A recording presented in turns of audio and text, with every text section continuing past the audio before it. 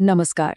आज हम बात करेंगे एक माँ और उसके अजन्मे बच्चे के बीच के एक बहुत ही खामोश लेकिन उतना ही शक्तिशाली रिश्ते की। ये कहानी ना एक व्यक्तिगत अनुभव पर आधारित है, बहुत ही गहरी और निजी।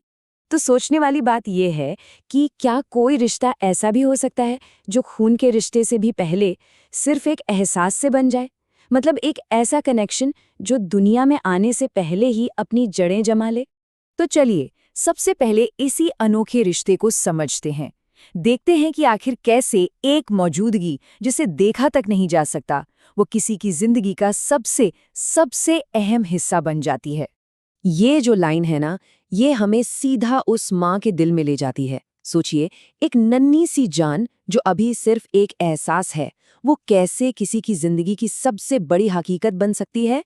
ये हमें बताता है कि गहरे कनेक्शन के लिए आमने सामने होना जरूरी नहीं होता।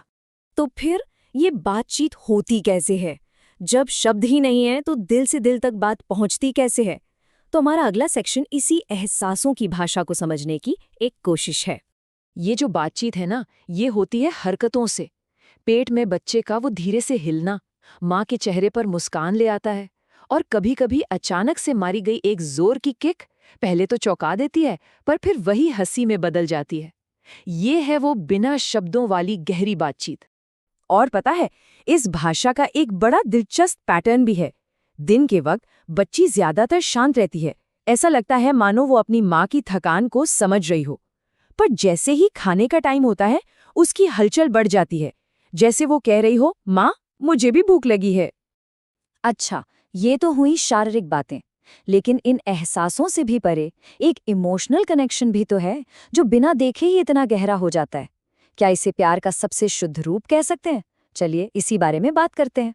यहाँ पर माँ एक बहुत ही प्यारा सवाल उठाती है कि जब बच्ची बिल्कुल शांत होती है तो क्या वो सपनों की दुनिया में होती है? क्या वो उस जिंदगी के बारे में सोच रही होती है जो बाहर उसका इंतजार कर रही है? वो क्या सपने देखती होगी? शायद माँ की गोद की गर्माहट के, पापा की उंगली पकड़ने के, घर में गूंजने वाली हंसी के, या फिर इस नई दुनिया की चकाचौंध के। माँ सोचती है कि शायद यही वो चीजें हैं जो उसकी नन्ही जान के सपनों में आती होंगी। और असल में यही तो इस पूरे रिश्ते का सार है। एक ऐसा अनोखा बंधन जहां प्यार के लिए देखना जरूरी नहीं, बातचीत के लिए सुनना जरूरी नहीं, और जुड़ाव के लिए छूना भी जरूरी नहीं है। सब कुछ सिर्फ एहसास पर टिका है। पर रुकिए, ये रिश्ता एक तरफा नहीं है। ऐसा नहीं है कि ये सिर्फ माँ से बच्चे की तरफ जाता है। अब हम देखेंगे कि कैसे वो बच्चा भी अपनी माँ को एक अनकही, एक अलग ही ताकत देता है। ये बात कितनी गहरी है सोचिए। जब माँ पूरी तरह थक जाती है तो पेट में होती एक जरा सी हरकत भी उसे हिम्मत दे जाती है।